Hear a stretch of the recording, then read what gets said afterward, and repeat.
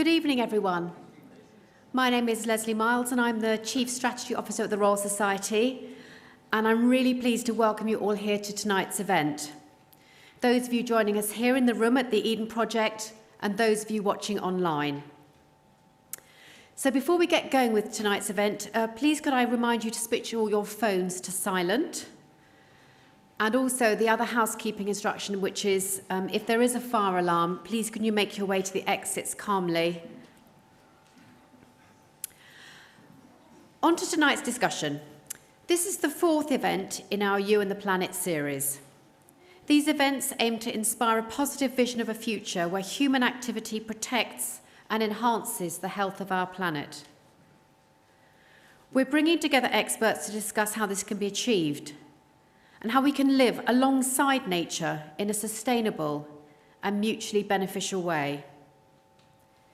This series is touring around the UK, and we're delighted to be hosting our biodiversity event here in Cornwall, a place that embodies the natural world and is home to the Eden Project, which champions protection of the environment and its biodiversity. We have an excellent panel joining us for tonight's discussion, and I'm really excited to hear what they have to say. And I'd like to thank all of you who submitted questions to the panel in advance. You really have helped to shape tonight's discussion. If you would like to tweet during the event, please use the hashtag #YouandThePlanet. And thank you again for joining us this evening. So please join me in welcoming to the stage Gillian Burke, our host, and our speakers Sebsebe Demisou, Georgina Mace, Tim Smith, and Lindsay Turnbull.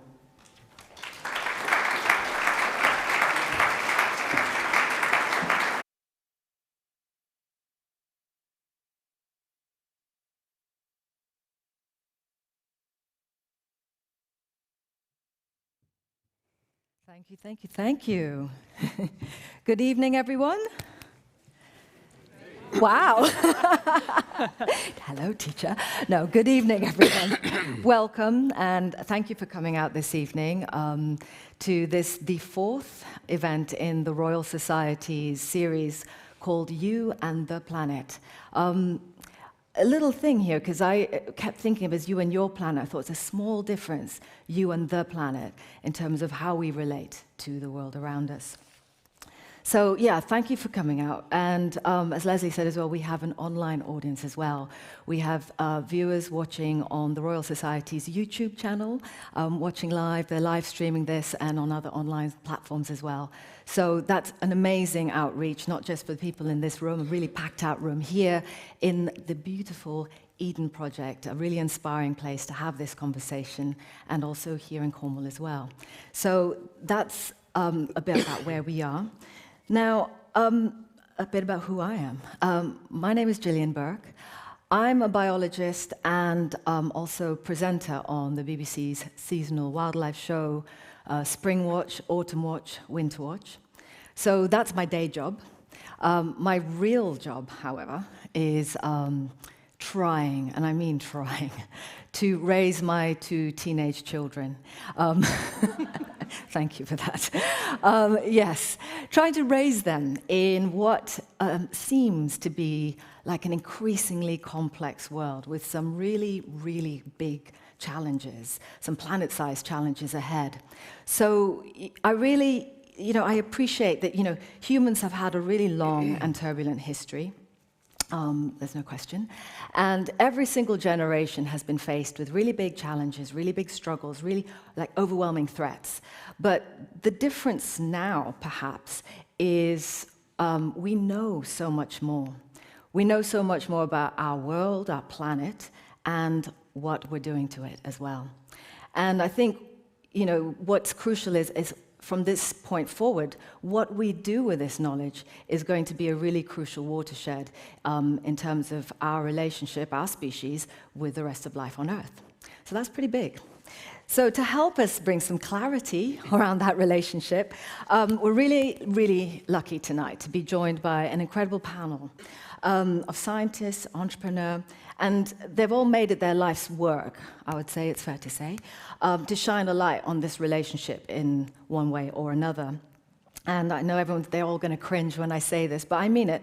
These are 4 minds that we have access to for 90 minutes, and this real font of knowledge, of experience, passion, and opinion. And they'll be answering questions from you, the audience. Now, you submitted questions as part of this event, and I'd just love to say that this audience submitted the most questions of all the events so far, so thank you so much for that. And online as well, please do join in the conversation on social media. Use the hashtag #YouandThePlanet, and that'll really help to keep this conversation going, not just here in the room and in Cornwall, but everywhere where you're watching. So before we jump into audience questions, I just want to introduce the panel.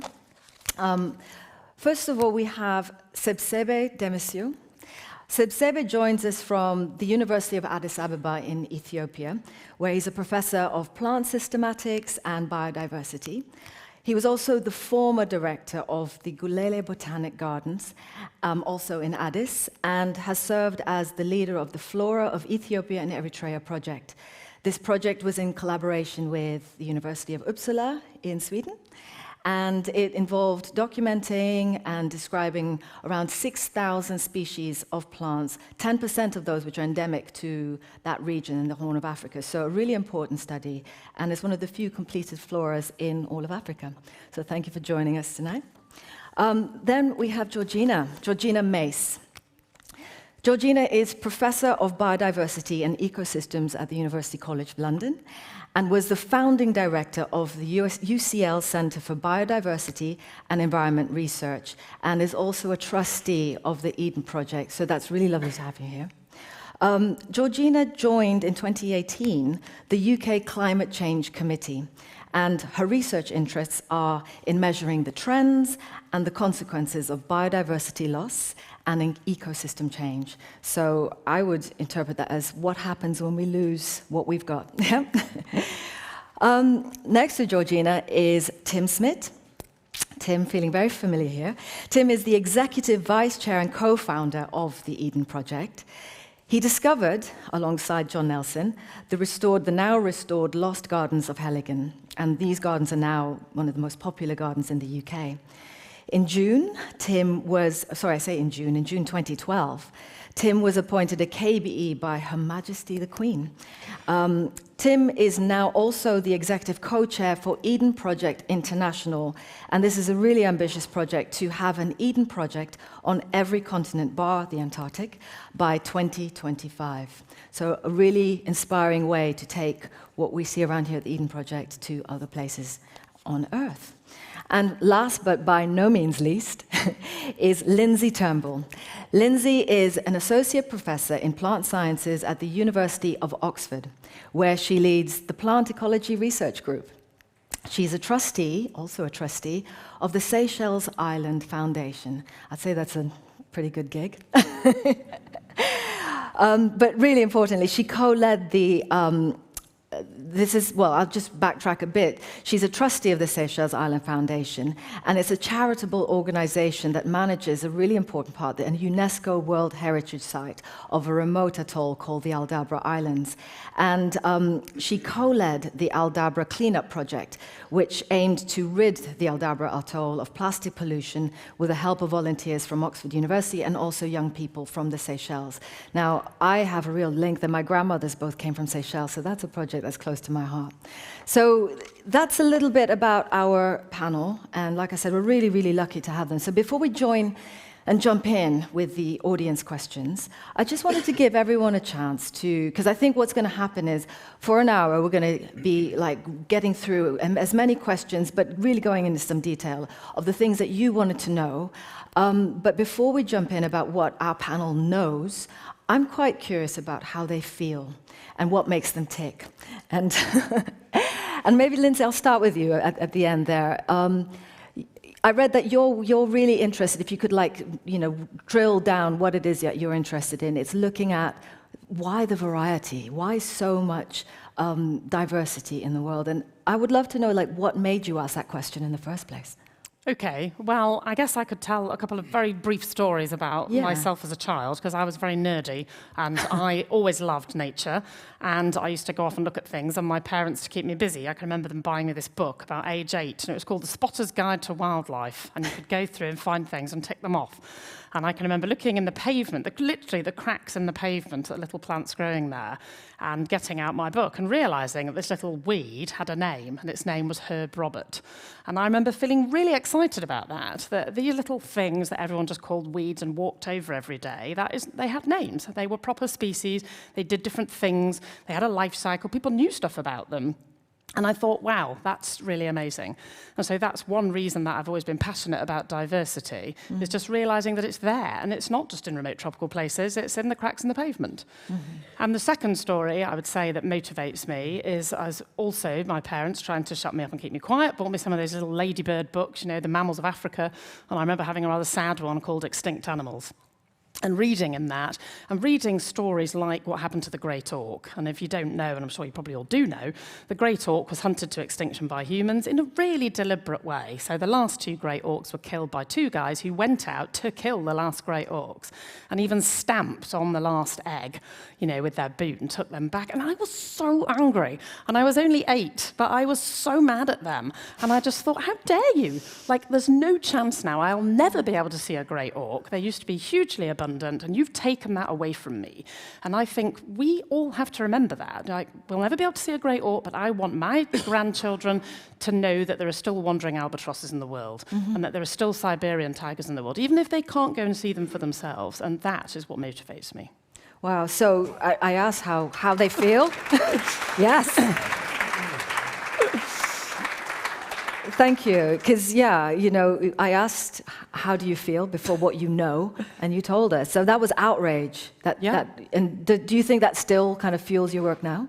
Yes, I do. I do feel outraged. Yeah. I think a lot of us do, right? Yeah. And just the carelessness of it in that particular instance. There was no really good reason for this. You know, it was just carelessness. So your work now is really, you know, how would you describe it in terms of this question of biodiversity? Sort of, you know, how do you channel that into the work that you now do on plant sciences? Well, so some of the things I do are quite technical and ivory tower, as Tim would call them, trying to understand the mechanisms that if you go to a chalk grassland in Britain, which is a really fabulously diverse system, can hold its own against any diverse system around the world, you'll see lots and lots of plant species growing side by side in a really tight-knit way, making this beautiful tapestry of colour.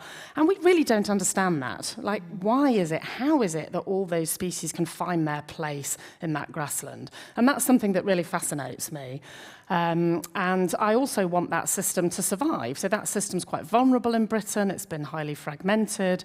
So one of the projects I'm involved in is trying to think how we can connect up these little patches of chalk grassland and get back to something like we used to have, where the whole South Downs and the whole North Downs were sweeping areas of chalk grassland, whereas now they've all gone under the plough. So it's a mixture of being motivated by intellectual things, but also never losing sight of the fact that we are living in a time of crisis, and we have to commit ourselves to trying to mitigate that. Okay. Tim,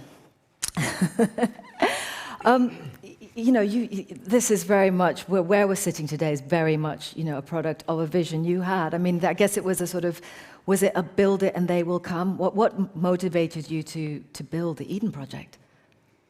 I'm not sure anybody can be honest in hindsight about what motivated them at the time, because I think humans, especially men, have the ability to rewrite their history.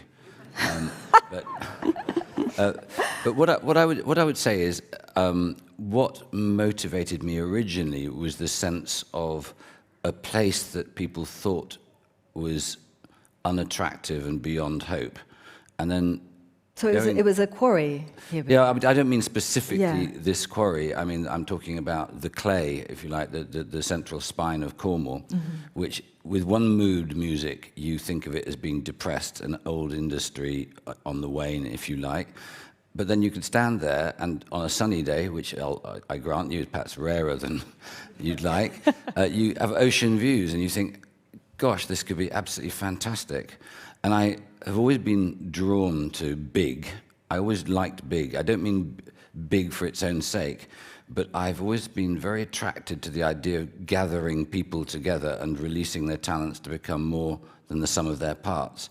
It's probably the thing that excites me more than anything. I love the cleverness of people, I really do. And I also love the idea that you can create a culture in which, if you like, people who perhaps didn't fit in normal organizations or gangs would fit. And you have it feels sort of biological. It feels like you've got the awkward squad, you've got the smug squad, you've got the people who think they know about this and a bit about that. And the one thing you discover actually is a real enjoyment in the human companionship of an adventure.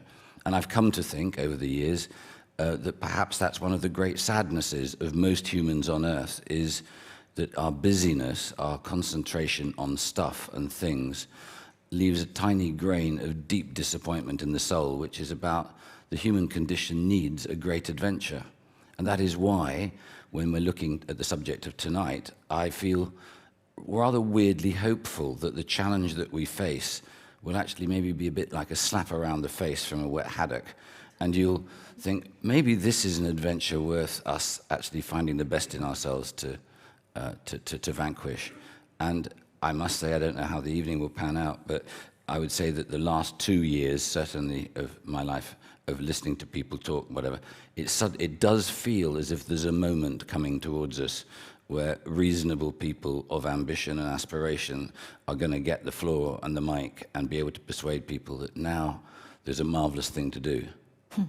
Or a wet haddock. I had a bit sniggering there. I don't know if anyone's had that experience, but yeah, so the proverbial wet haddock may be on its way, yeah. Georgina,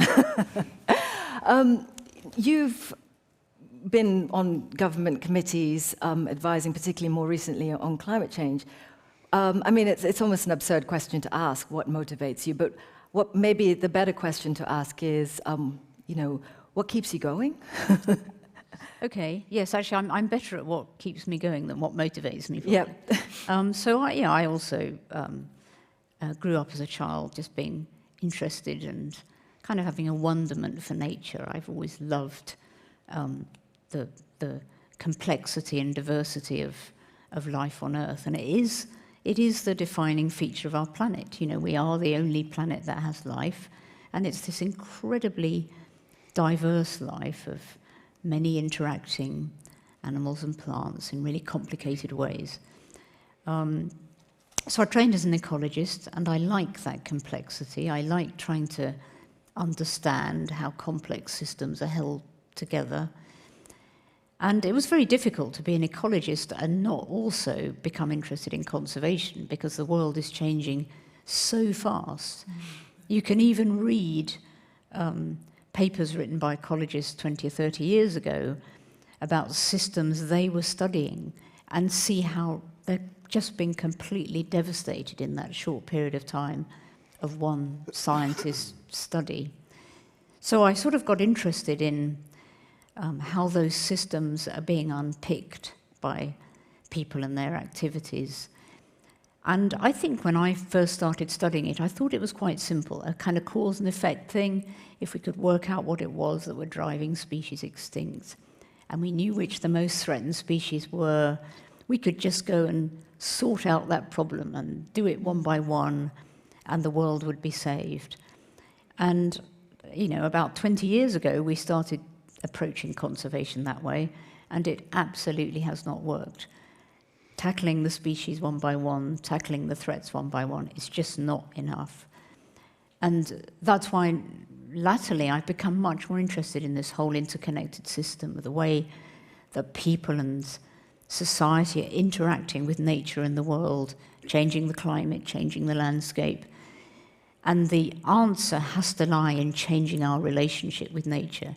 It's not a simple equation of pressure X on species Y, solution Z will get there.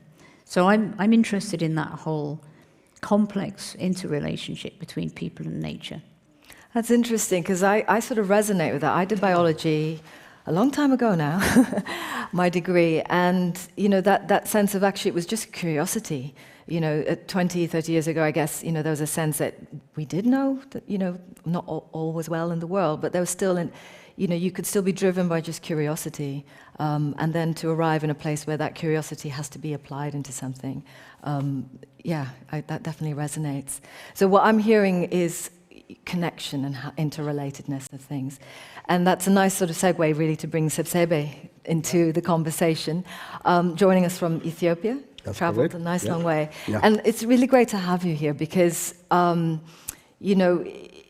the audience here, there's always a sense of, what can I do, tending sort of your own patch and also trying to, understand what action you can take, but then that sense of, well, what's going on everywhere else? So that's beautiful to have you here, Sebsebe, to give us a perspective on that. And I just wondered whether you could share with the audience, because I was sort of thinking, how can we start? And I wondered if you could describe maybe, an area of Ethiopia or Addis that you've worked in, that really you've connected with, and maybe that's been sort of the source of your passion as a botanist. Thank you. Thank you for the opportunity, and glad to be here at the Eden Project, which I have heard a lot about it. I'm glad to be here and to talk to you.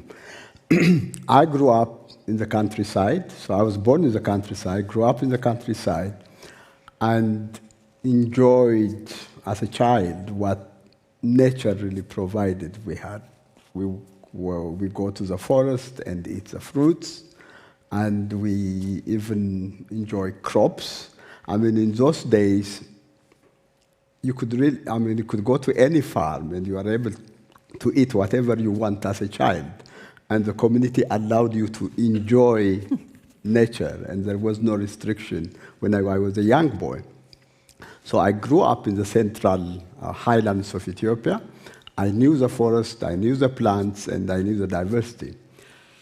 And then we had, I think, a military government, and then we were all sent, once I joined the university, to the western part of Ethiopia, which is very close to the Sudan border, if you know the geography of East Africa. And we were just asked to go there, and I went there. I was not able to really identify any of the species of the plants that I knew from the highland. I said, how does this happen? And I suddenly became ignorant. So, and my ecology teacher came to and we met by accident, and I asked him, you know what? I just don't know the plants here. They are different from what I'm used to as a child. He said, okay, it's good, establish the differences and so. So that was when I really wanted to study and understand biodiversity. Why do plants differ from the highland to the lowland? Then I really became curious, and then started to do more and more, and then as a young graduate, I was able to travel throughout Ethiopia. Then I was able to really see the big picture, that there is huge diversity. Ethiopia, by the way, is not only diversity of plants and animals, it's also a diverse culture.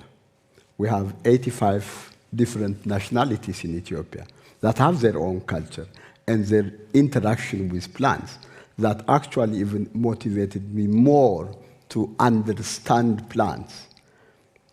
And hence I was employed by the university, so my whole 30 years of my life was documenting what we have in Ethiopia. And together with that, Ethiopia is a very diverse country in terms of crop diversity. Maybe you know or you don't, there was this Russian evolutionary biologist who defined crop diversity. And there were 8 areas of crop diversity. And Ethiopia was one of the centers of diversity for croplands. And the more I know, the more I was really inspired and just wanted to know more. So I still feel I'm I'm young, to really look at the diversity, but I'm inspired every day. And since I also worked in Ethiopia, then I traveled to other African countries, from Ethiopia to West Africa to South Africa, and there is a lot we should really learn. And I think now I look at biodiversity not only from Ethiopian side, Africa in general, the globe in particular. So we are all connected. There is no way that we only talk about ourselves. We have to really look at diversity in a human sense at a global level. Thank you. Thank you very much for that. That's beautiful. I mean, that's a really lovely lead-in to the questions that you've submitted from the audience. This kind of, I'm going to weave in a question I would like to ask into that first question, but I hope it's relevant. No, it will be, I promise. Well, the question is, what is the leading cause of biodiversity loss in the UK? And is this the same as abroad? And the question I want to weave into those two, so there's two questions, and I'm going to get a third in here, 3 for the price of 1, is what is biodiversity? So I don't know who would like to kick off with that one. Georgina? Well, I'll kick off quickly. So biodiversity is something about the variety of life, the number of species, but I think we should not just think about the number of species, because actually all the formal definitions talk about diversity within species, so genetic diversity, the fact that not everybody in this room is the same as each other, not all members of the same population in any species are the same, diversity of different species, but also diversity of ecosystems. So we have salt marshes and forests and woodlands, and nobody would want to live in a world where you just kind of smeared the same small number of species over the whole area. So it's that whole structure and complexity is what the word biodiversity generally means. It doesn't have a single meaning. So the UK is not a terribly biodiverse place, we have to admit. Compared to Ethiopia, we don't have a great deal of diversity, partly because it was glaciated 12,000 years ago, so everything was wiped out, and what we have now is just what's grown back since then. But of course, in the last 150 years or so, since the Industrial Revolution, the main thing causing loss of diversity in the UK has been growth in the number of people, urbanisation, development of infrastructure, and basically removal of habitat from other species, and then increasingly the impacts of agriculture, particularly pollution and other kind of changes brought about by nutrients being added to soil and loss of soil quality. And now we also have an additional problem of climate change. So it's that, in the UK it's mostly urbanisation, agriculture, climate change coming over the horizon. And it's not the same everywhere in the world, but certainly loss of habitat is dominant in most places. Mm-hmm. Lindsay, I mean, you've worked in some really remote parts of the world, islands that are thousands of miles from their nearest sort of political, I guess, centre, the Aldabra Atoll in Seychelles. And just thinking about sort of biodiversity loss here, and Georgina sort of painted a picture of UK biodiversity loss. What would you say, what does that picture look like in somewhere like Seychelles, which, in the Aldabra Atoll particularly, which is, virtually uninhabited by humans? Yeah, so Aldabra is very fortunate in that it's a heavily protected place that was exploited by Europeans, but in a relatively minor way compared to somewhere like, say, Mauritius. It was always remote, even in those days. Mm-hmm. So it's been spared the worst excesses, and then the Seychelles government have really stepped up and decided that this is somewhere that they want to protect wholly and properly. And again, its remoteness is its biggest asset. and keeping us at bay. But what you really notice when you go there, talking about biodiversity, because we always think about richness and numbers of species and these things, but the thing that strikes me the most when I step off the boat there is the abundance of things. There's just life everywhere. You just don't know where to look. And that's what we've lost here. You know, it's that walking into the countryside, and you're lucky if you can hear a skylark in a lot of places. It's just, even the common stuff has started to go, or has been lost over my lifetime. And that I find really sad. And I think that's something that really impacts people's lives. You know, if you can't hear a skylark, that really has an impact on you as a human being, right? We want to hear them.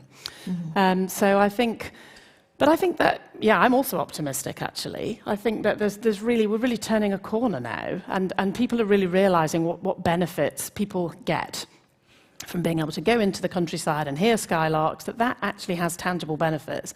And it's bizarre that we didn't realise that before, or that we had to have a number put on that in some strange way, when I'm sure everyone would have said before, of course I want to hear a skylark. But that's somehow the society we're living in now. But now that has a price tag, it's better. And apparently we're all happy to, you know, really bring them back or protect them.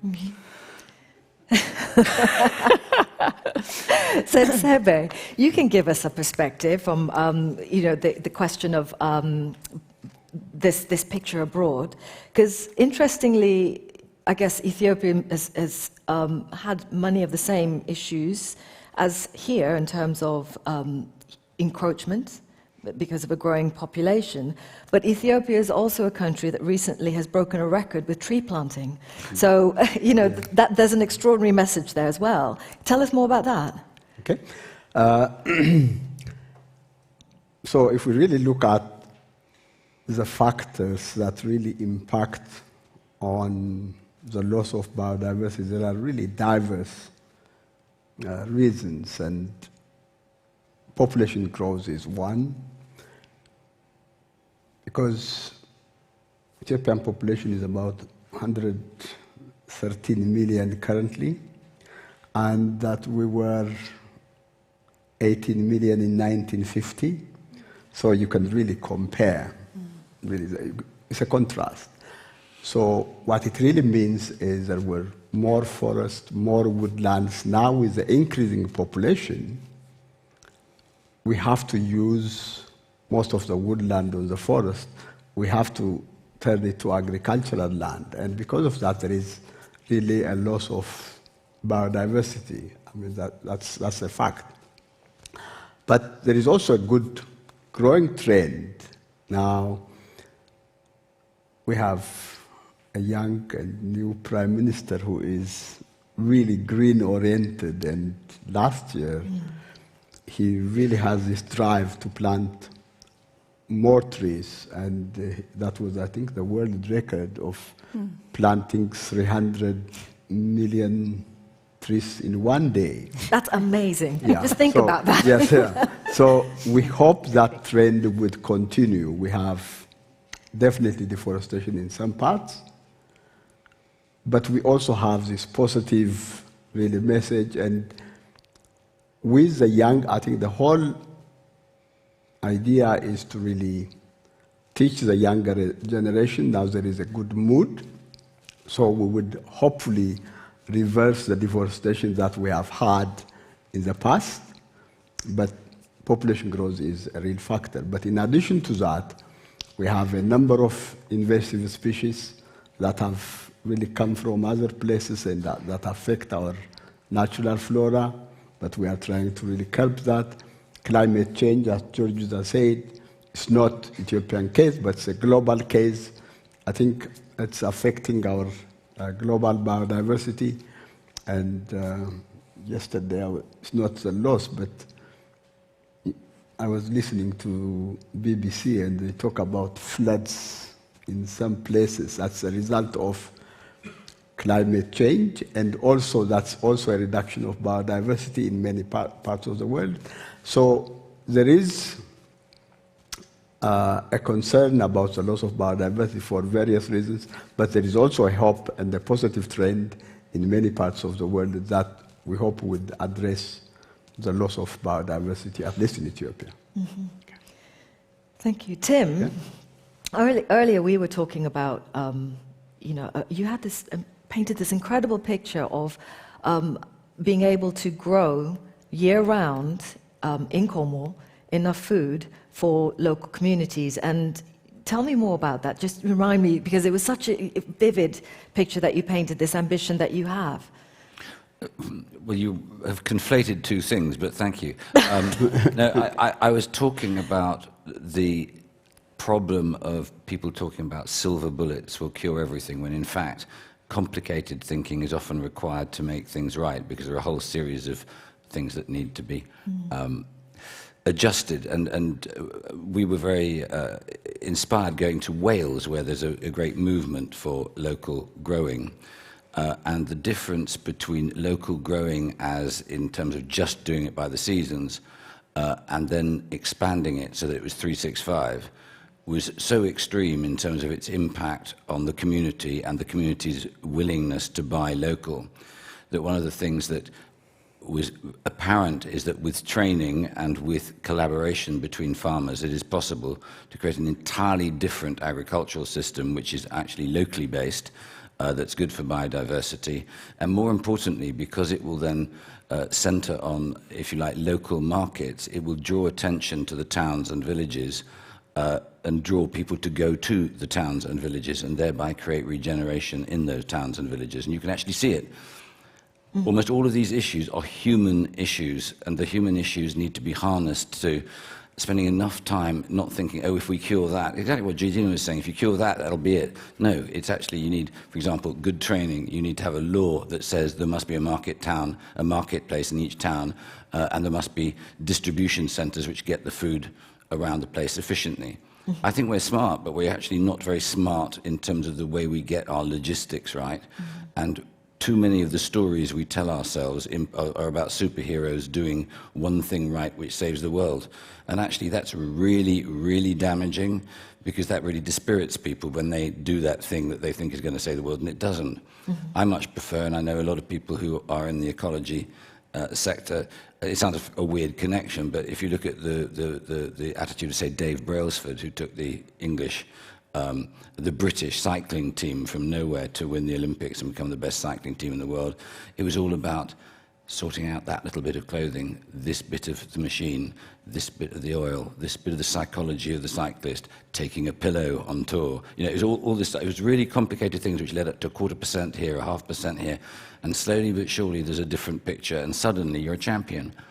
And I think we've got to be more sophisticated. I think we've become infantilized with the stories we tell ourselves, so that, you know, it's not a time for heroes, it's a time for actually collaboration.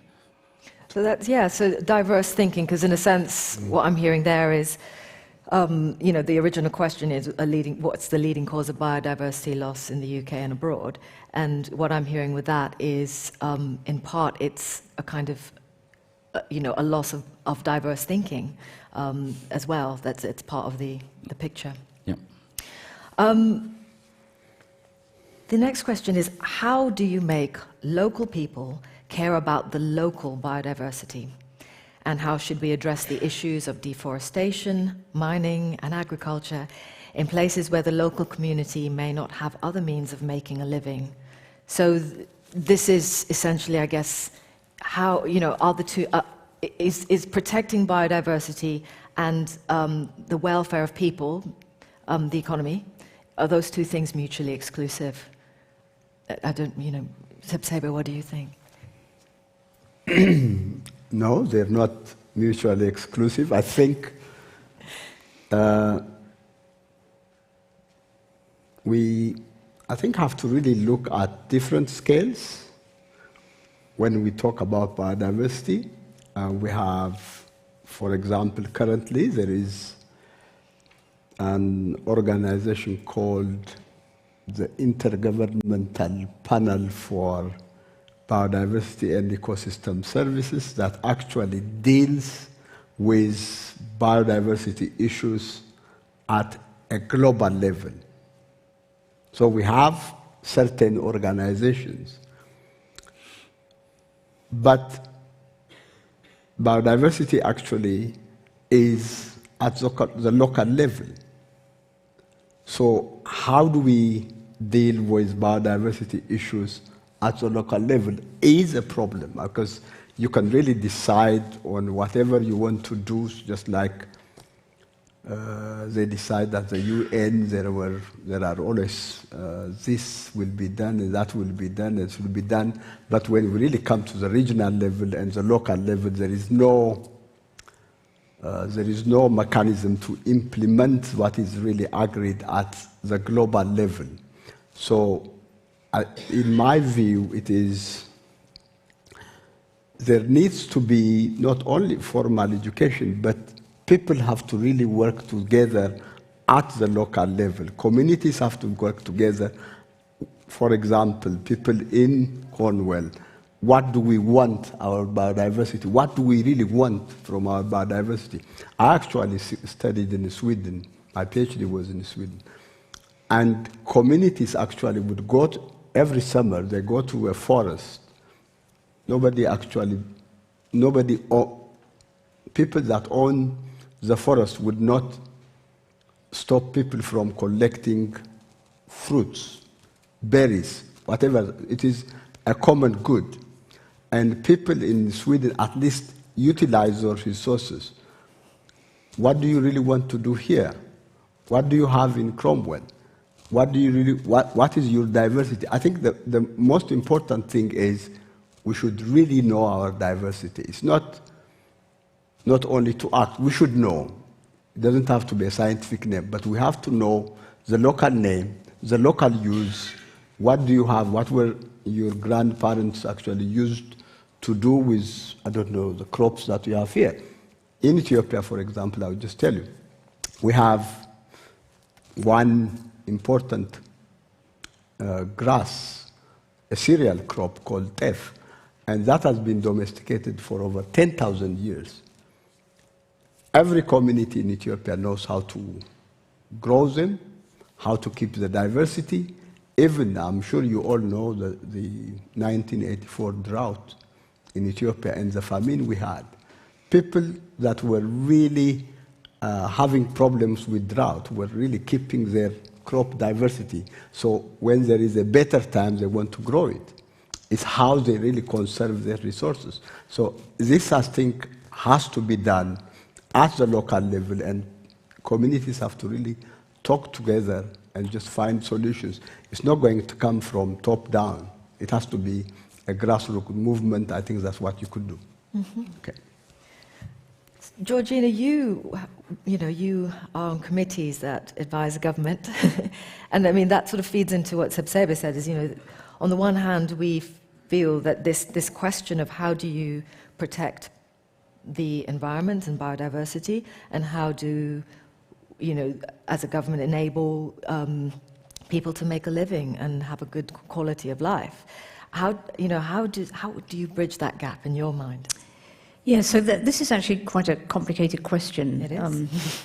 And I think there's a difference between the first part of it, which is about local people appreciating local diversity, which is really important. And I honestly don't know. I don't think you can make people do anything. The only way you can make people do anything is by setting laws and so on, and I think that's probably a quick way to put people off it. What actually works locally is by people living their lives and having a good life when they're interacting with local nature. So it's about education, exposing children to it as they grow up and making it part of the local culture and local livelihood.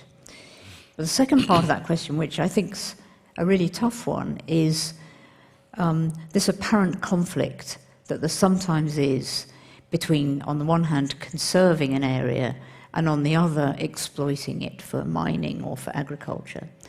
And there you end up with this kind of asymmetry of benefits. The local people lose out because the conservation that's perhaps being funded externally and the mining or agricultural incomes that are flowing externally are actually being done at the cost of local communities who live there. And it's been a sad history of a lot of conservation that conflict has been allowed to persist, and actually there's no need for it, because if we can organise this right, local communities can benefit from local conservation. And if there really is a problem about an area that has a very valuable mine for whatever reason, then either you compensate the local community or you find some other way of supporting their livelihoods while it's mined. The fact that that's happened is because we haven't put a proper value on local nature. We haven't made it valuable on the books of the mining company that when they come in and make a profit, they've also got to compensate the local community. So I think it's a false dichotomy that there is this trade-off, because actually everybody relies on nature, and understanding that and working out exactly who's benefiting from which bit of nature allows you to set up a much more equal system where people benefit from conserving it wherever they are. Mm-hmm. Tim, do you see, you're based down here and very connected with local communities and how people make a living here. Can you see that working in practice in Cornwall, where if there is a resource to be exploited, for want of a better expression, that people could be compensated in kind, for whatever impact that has, if they're told that the priority is to conserve the biodiversity or the environment that's there in the first place? Well, if your question is meant to be about agriculture, I think undoubtedly there's going to be a completely new contract between the people, the citizens, and farmers, and not before time. And I think most people, including farmers, agree it is time. I think the thing about compensating, the language is actually very aggressive when we talk about farming, people who actually feed us. We need them 3 times a day. I'm very pro-farmers. I think part of the problem is that, like bin men, we blame bin men for our rubbish. And actually, well, it's true, and we're very hypocritical about it. I think that farmers have suffered from the word subsidy, which feels as if we're somehow, in a low-rent way, making losers able to work, which is completely not true. They are the guardians of the countryside in most cases. And I think the contract between us, the people, and farming has got to be rewritten to recognise the fact that the common wealth of the countryside and its biodiversity and soil fertility and so on is compensated for properly in order for the management of it to be done properly. Because the ecosystem, if you take it into business, has been completely perverted by our selfish desire to have cheaper and cheaper food. It's actually less expensive today than it was in 1950, food. And we need to just grow up and actually pay the right amount of money for the food that we eat. And we also need to make sure that the farmers are properly respected and that the profession is respected. It's actually outrageous that the profession on which we all depend for our survival has been allowed to have its brand so eroded that it's not encouraging young people to go into it, and it's got an enormously high suicide rate. And I think I could get really upset about it, actually, because it's a complete blindness by all of us to the fact that farming is utterly crucial to the future of all of us. Therefore, it is a problem for all of us to make happy. Mm-hmm. Yeah, thank you. Lindsay. Yeah, I mean, I agree with quite a lot of what Tim says, and locally around Oxfordshire, I'm also trying to work with farmers. Like you say, what's the point of being in antagonism with people all the time, or just trying to point out what they're doing wrong without in any way helping them to do anything better, or to accept that you eat the products of their labour, as Tim says. I think my fear in Britain is that we actually at the moment have a farming community that is still largely dominated by real farmers, people who own this land, they farm it themselves, they have done for many generations, and it's not really clear what's coming, and whether we might be moving into an age of where a lot of those people will just actually give up, and we'll be more in an American situation with, much bigger farms not being run by the farmer, but by some distant company, and that is starting to happen more and more. So I think there's the optimistic future where we all engage with the farmers, and we have these local markets, and we start you know, we've had this extraordinary division of labour in our society, right, which has led us to be very productive and efficient, where I just know how to be an ecologist and this person just knows how to be a farmer and that person just knows. And actually that's part of the problem. It's like none of us understand each other anymore, or what role we're all playing, or how the connections that need to be there. And so, yeah, one future is we start to move back together a bit more, but the other future is we just atomise even further. So I think that's something we have to actively campaign against, to try to have a vision for the world we want and really try to push that and make it happen. And that's very challenging as a citizen, right, to think, how can you do that in a meaningful way? That's a great, yeah, because in terms of, you know, people here in this room, I imagine that is a question that, you know, in fact, I know, because looking through all the questions that you submitted, you know, one of the questions that came up a lot was, what can I do? What is the single thing that I can do? And I just wanted, Lindsay, you know, with your background and perspective, it actually feeds in with what Seb Sebe said. It's almost about, I guess, plant blindness, which is not knowing. And again, it's not a scientific being able to describe what species are in front of you, but actually just noticing the differences without needing to name them. Do you think, in terms of people in the room, our audience of people online, whether, you know, maybe just having a sense of recognizing and taking time to acknowledge, you know, on day-to-day, you know, just wayside flowers, weeds even, seeing the differences, because once you can see what's there, then you notice what's maybe missing or is going.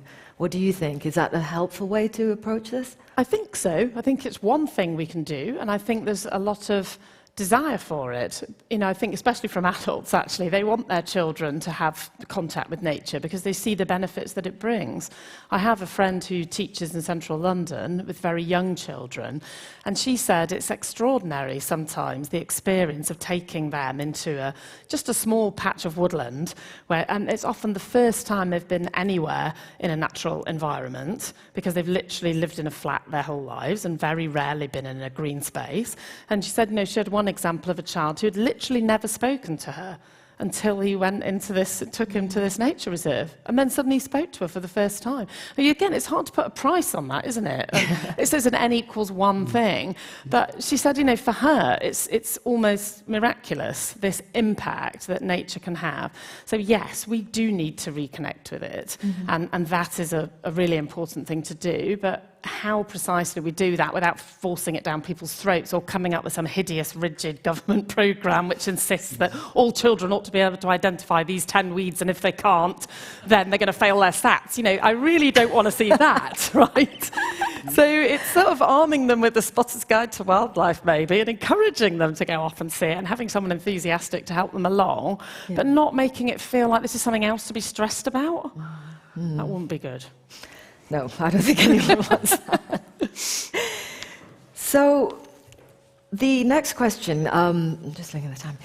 How do we support the flourishing of biodiversity in a world where human population growth and the demands of urbanization and commercial agricultural practices are placing unbearable pressure on a limited land resource? I mean, we've touched on a lot of that, but I guess this is sort of maybe putting a little more focus here on human population growth. You know, it's a tricky subject. I'm not sure anyone really wants to jump forward with it, but it is one we kind of need to look at. And it's maybe, you know, I'm just looking here because I know it's not something that everyone wants to deal with, but because it is an uncomfortable topic. But, you know, what are the projections for human population growth? Georgina. Yeah, well, I mean, I think there's a couple of things worth saying about the population problem. The first one I'll do is quote David Attenborough, which is always a good thing to do because most of what he says is very sensible.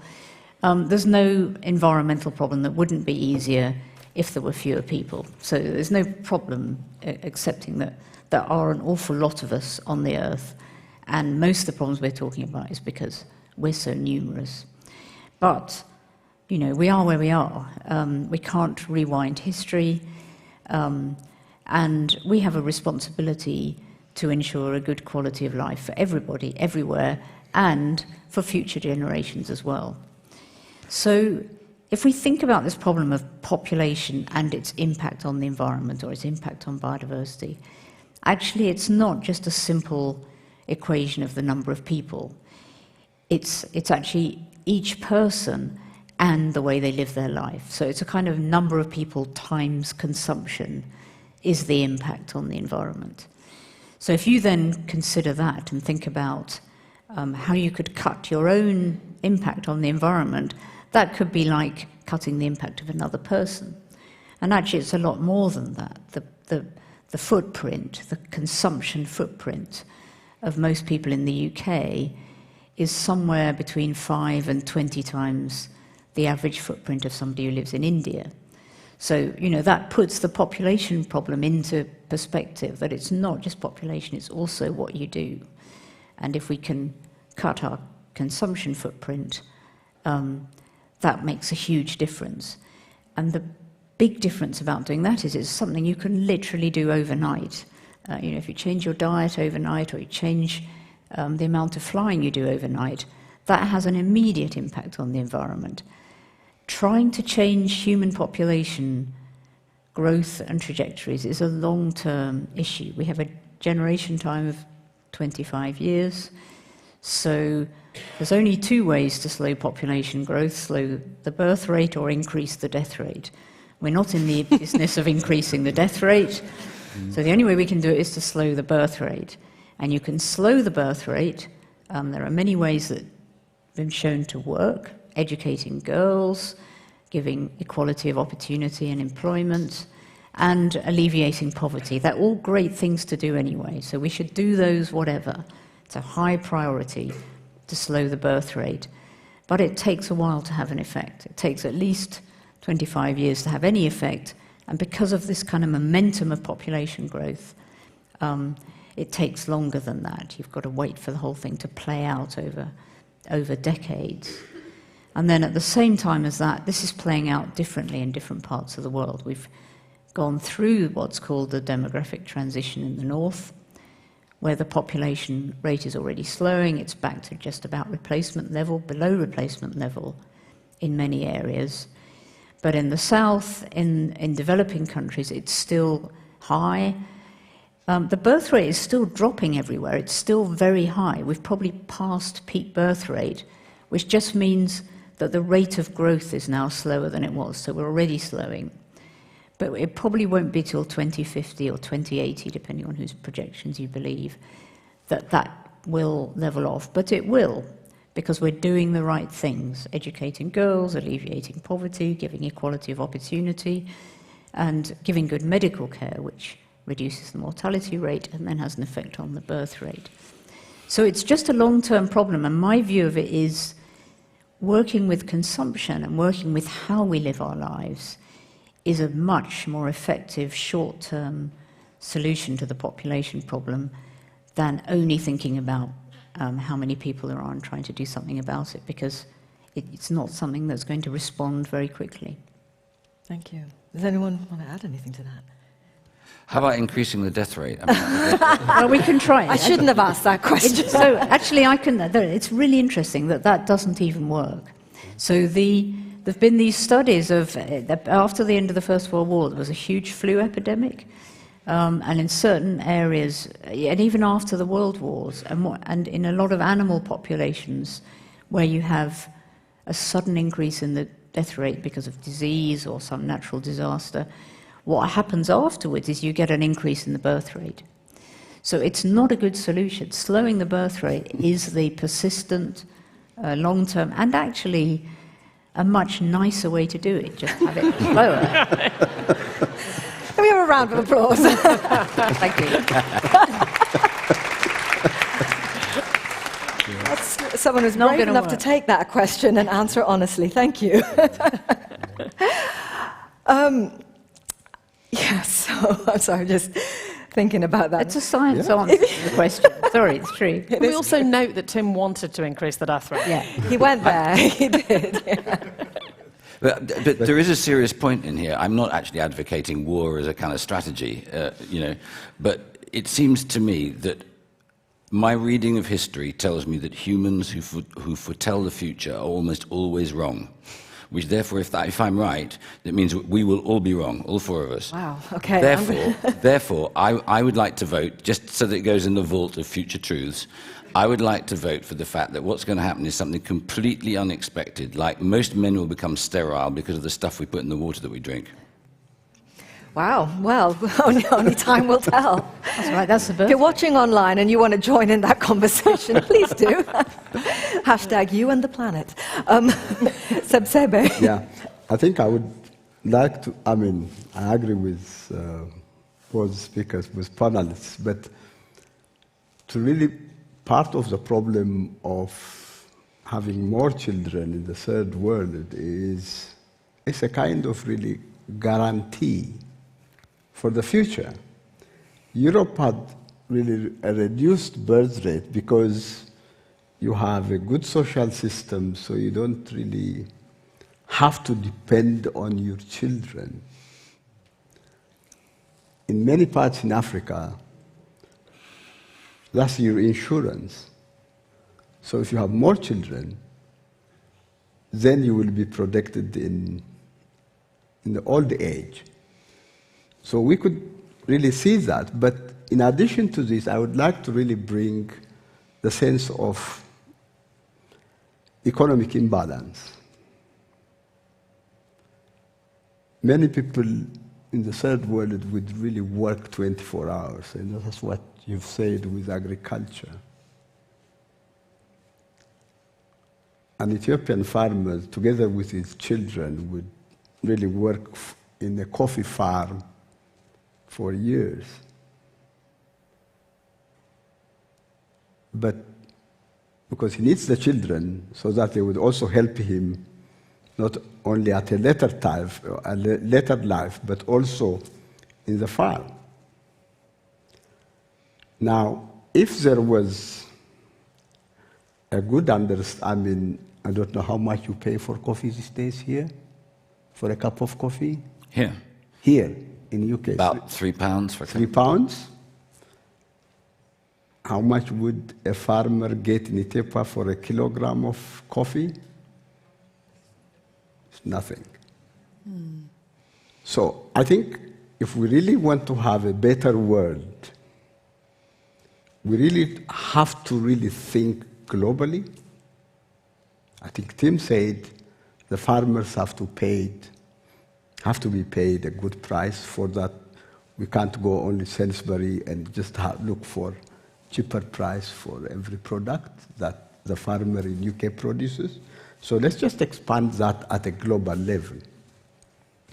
So if many farmers in the third world who actually work 24 hours, 24/7, get a decent amount for their labor, then they will have a good quality of life. They may not really need as many children as they have now.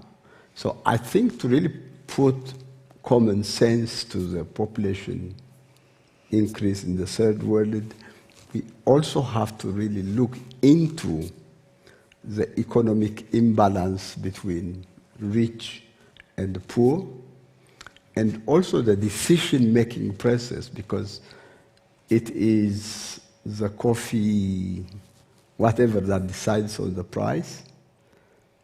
So I think we have to have a common sense where we really look at ourselves as a global people, as a global children. So if you live a good life, you would also like your brothers in the third world to live a decent life.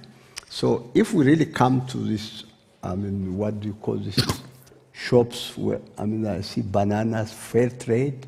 Fair trade, yeah. Yeah. That kind of approach would actually impact the population to growth if we really have fair trade and good economic balance between the rich and the poor parts of the world. That's what I just want to say.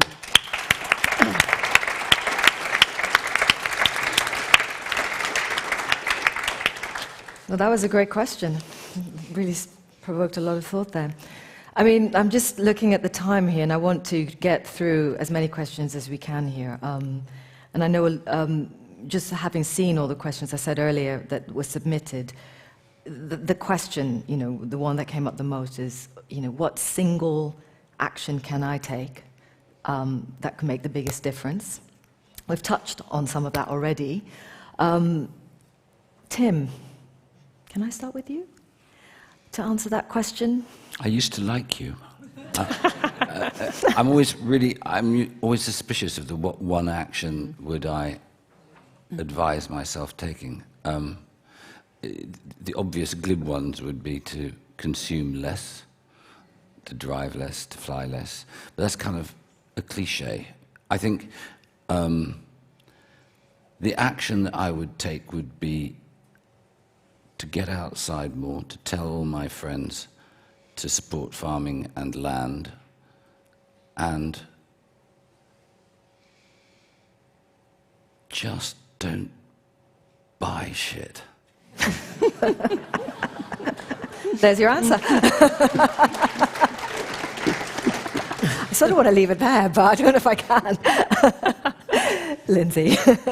Yeah, I mean, I think it's not a good idea, really, to give everyone a prescription that they should follow. People's lives are very different, and, I can cycle to work, but not everybody can, So I think you have to look at your own life and see where are your worst excesses and try to trim them as much as possible.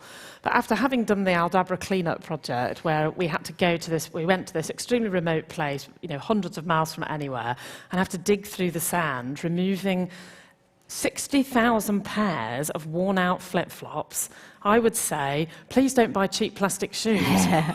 Or if you do, can you please find out how they're recycled before you buy them? Because there's just so many mad things in our world right now, which is one of the annoying things about, it's so hard to do things. I think, well, it's hard to do some things. Some things are really hard.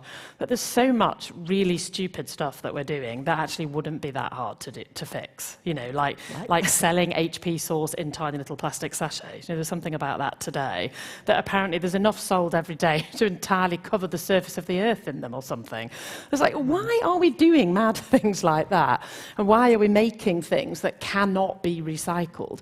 So I know that's not something, as a consumer, it's difficult, because obviously we all have to wear shoes, but trying to think about the choices and just making more of a fuss about it when you go in to buy it, asking them, and what's going to happen to this when I finish with it, please?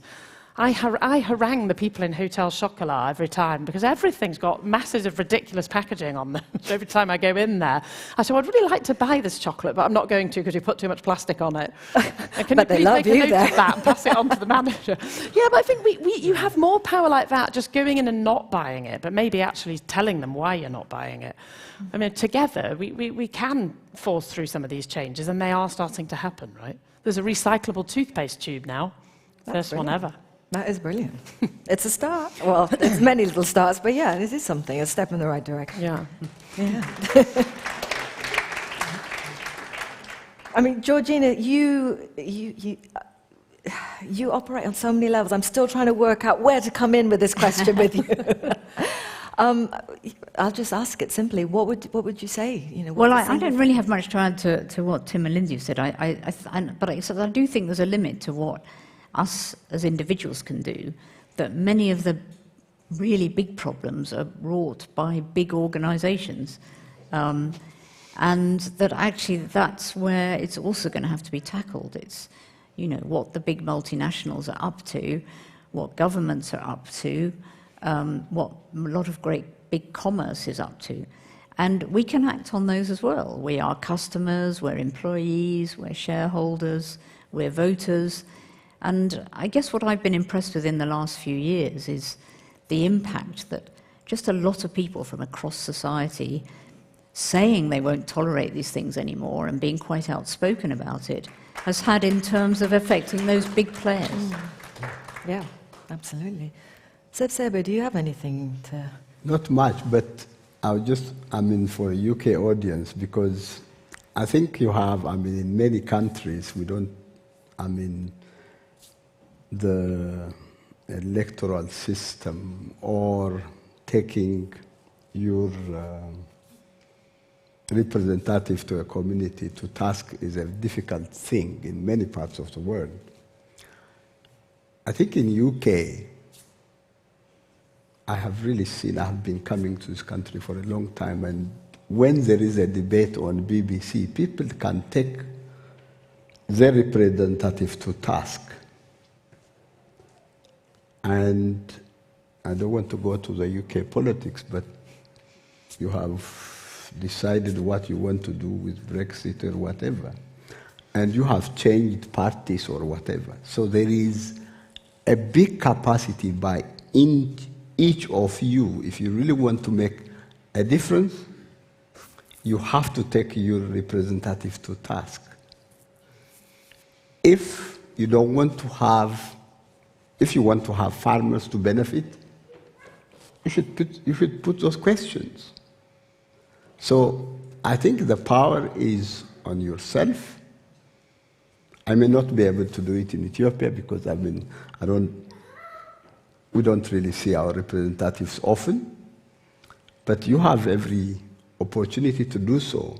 So you have to really organize yourself and take your representative to task. Collectively, I'm sure you will be able to change whatever you want to do.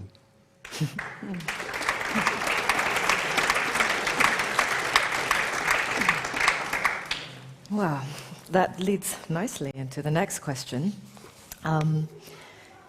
This is probably, actually, you know, I'm just looking at the time, and I think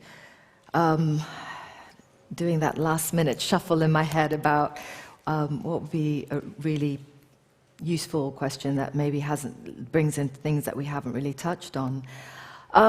Maybe it's this one here, because one of the things I think the environmental movement can be accused of is being something of a middle class privilege. That's an expression I've heard quite a bit. And this question here, I think, sort of touches on that. Interestingly, it asks, do victims of war and poverty care about biodiversity and other preoccupations? By that, I assume that means environmental concerns.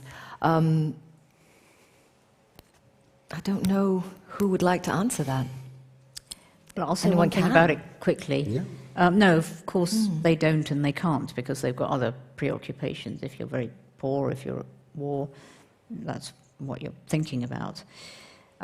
One thing I do think is true, though, if you turn it around, is that we won't solve poverty and we won't solve a lot of strife between countries and within countries without solving the environmental problem at the same time. The two are actually intricately linked, not only because some wars actually end up being fought over natural resources or over territory or over water, but poverty is often an expression of an inequality of access to good environmental resources. So I think dealing with the environmental problem equitably and effectively, trying to ensure sustainability of environmental goods and benefits for all people into the future is also a really good way of starting to try to deal with some of these other systemic global problems of poverty and war. Okay. Lindsay? Yeah, well, I mean, I've never had to, fortunately, live through a war, and I can imagine that, yes, then you probably wouldn't have time for much else, but for people in poverty, they are living at the sharp end. I mean, who are the ones who are living with the worst pollution and the worst environments? You know, people can buy their way out of them. So I think it's perfectly okay for middle-class people to be concerned about the environment, as long as they're not just concerned about their own environment, right? If it just degenerates into some sort of NIMBYism, then that's not something to applaud.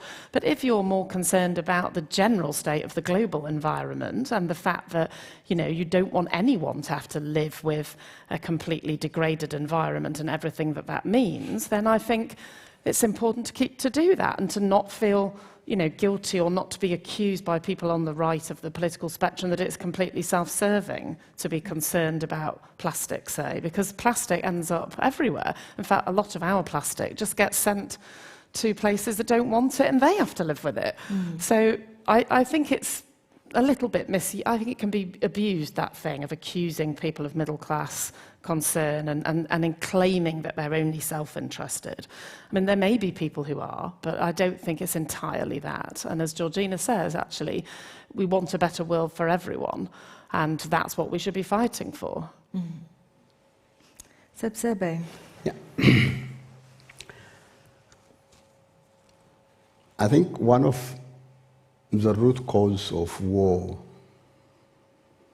is definitely poverty. I mean, the way I see it.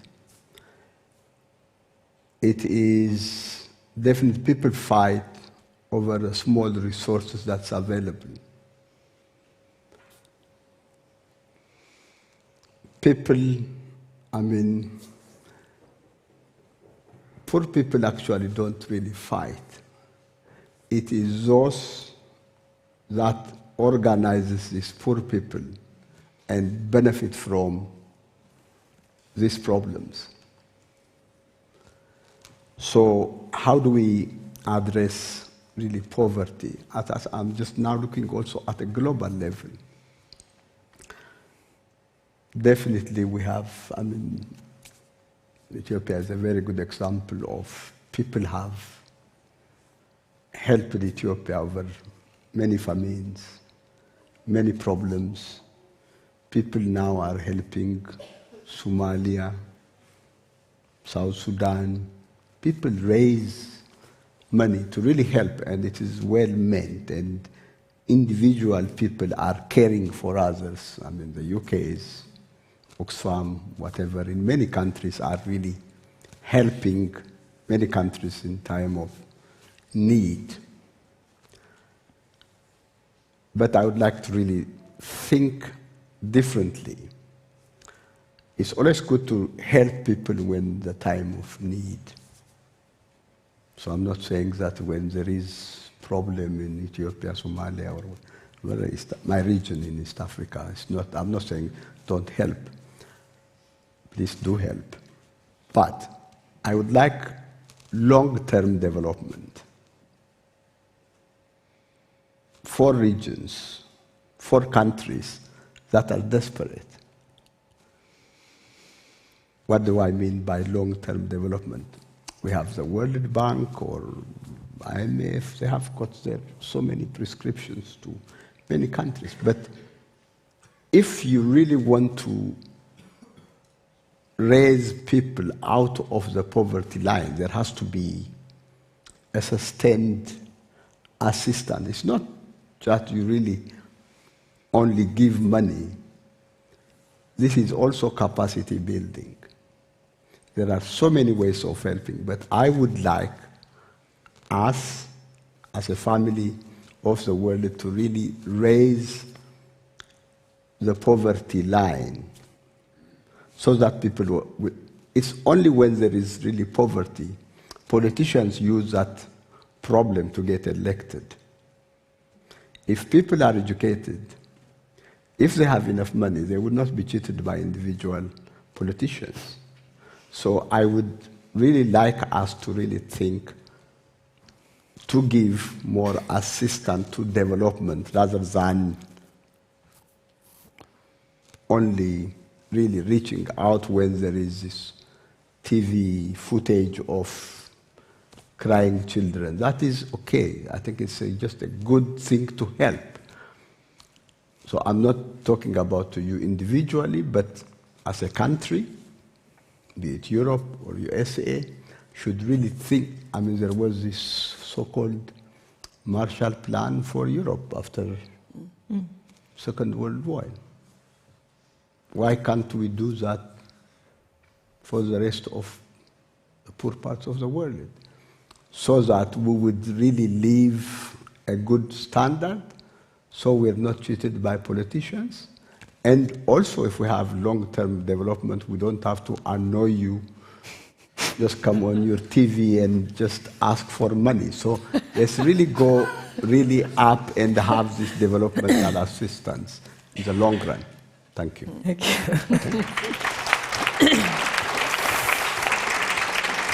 Thank you.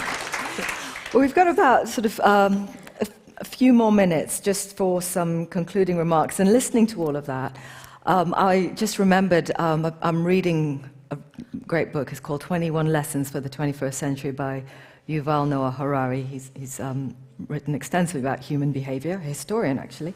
And there was an interesting line in that. It said that for the first time in history, more people are dying from obesity than famine, and more people are dying from road accidents than war and violent murders. So it's an interesting one. We're obviously living in a world that's very, very, two sides of the same coin. On the one hand, there's lots of poverty. On the other hand, incredible affluence. So just to kind of, just very short sort of concluding remarks, because in a sense, I think, when you're preoccupied with, the issues of climate crisis, of extinction crisis, it is easy to fall into the pits of despair and look at sort of, the glass is half full. I'd just love like a minute from each of you of how you stay, well, do you stay optimistic? And if you do, how do you do it? Tim. Again. Yes. No, I don't want to be optimistic. I mean, we're all going to die in 25 years. It's over. No, the trouble with the format of a show like this is that you're forced into being optimistic, and I actually really am optimistic, and I don't really want to have to champion it as if it was a position. I would say, in the 30 seconds left to me, that the thing we haven't talked about, because we're all middle class, is that we don't get angry enough. We should be really angry that people are not behaving in the interests of the commonwealth, and that those who act against the commonwealth should be treated from now on as if they were treasonous to the human species, and we ought to police ourselves. And I'm serious. I actually think unless we're bold enough to create restrictions on people's behaviors so that it actually does take account of a long-term future, we're really screwed.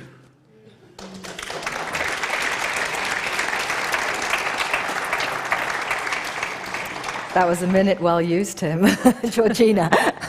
Yeah, I mean, I don't know whether I'm optimistic or pessimistic, but I do think we're at a very critical turning point. And this has been said before, but we are at an extraordinary moment right now. We are probably the first generation, all the people that have ever lived on the earth, to know the impact that we're having on the planet and the impact that we're having on the rest of life on Earth and on climate and all the things that sustain us. We know that. We're the only generation that has known that. And we're probably also the last generation that's going to be able to do anything about it. So there is a real opportunity to act now, to do things differently now. My generation did things pretty spectacularly and universally badly over the last 30 years or so. I hope the next generation, can radically alter the way they behave on the basis of that knowledge and understanding, and on the basis that unless we do something in the next few decades, it's going to be very difficult to reverse these damaging trends. So I don't see much point in being optimistic or pessimistic. I think it's much more, we really have to change the way of behaving and living, and through whatever means, through your individual behavior, through getting angry, through campaigning, through working to pull down some of these monoliths that have sustained this damaging way of life over decades, and really trying to change some of those very fundamental things that are wrong in our society, including this one about how we behave with regard to the public goods and the commons, which we've just destroyed over recent years. So now is the time to do it. Thank you. Sebsebe, your minute. Okay. No, I'm eternally optimistic. I'm an optimist. The reason being, we have really seen the impact of climate change. If we are really closing our blind eye, we're just killing ourselves, and we are leading the human species to extinction. So I don't think we want to do that. So climate change is a real thing. It's a proof. We're going to disappear unless we act, but I hope we will act. The last thing I also would like, climate change has always been in the forefront with IPCC, and there was lots of attention. Biodiversity is at a global really seen for the first time in the last 5-10 years. Because of the importance really given, even this lecture or this panel is on biodiversity. It never happened before. So we should act collectively, globally, also at the local level. If we do that, I'm optimistic we will overcome this disaster. Thank you. Good man. Lindsay. Yes, I am also optimistic, actually, and I don't think I'm generally necessarily an optimistic person. I think one of the things we didn't talk about today, I started off by saying as an 8-year-old, I was angry. And I think there's a lot of angry 8-year-olds out there right now, actually, and we're really seeing that, of young people actually suddenly going, what the hell have you done? You've taken my future away, and you never asked me about that. And I think we really have to listen to those voices now, and I think that has been incredibly powerful. And even kind of CEOs of massive companies are sort of almost in tears when their daughter's on stage haranguing them. And we really have to let them have that voice and recognise that we do owe that to future generations. We should not be taking things away from them that we cannot replace. And I think our children are going to hold us to that, and that's why I'm going to be optimistic. Awesome. Please thank our panel generously. Thank you so much as well for your audience questions. Yes, that is all we've got time for tonight. This is the 4th event in the Royal Society series, You and the Planet. There will be a further event. It's a family festival at the Natural History Museum in London, and that's going to be on Saturday, the 21st of March. So look out for that one if you are in the area, and if not, it will be on the Royal Society YouTube channel. It's a great way to do that, a nice low-carbon footprint way to be involved with this conversation, stay in touch, and for the viewers online as well, keep involved with the conversation, use the hashtag #YouandThePlanet, and you can all do that as well if you're tweeting and Instagramming or whatever it is you do. But again, thank you so, so much for coming out tonight. Thank you for watching, and thank you again to our panelists.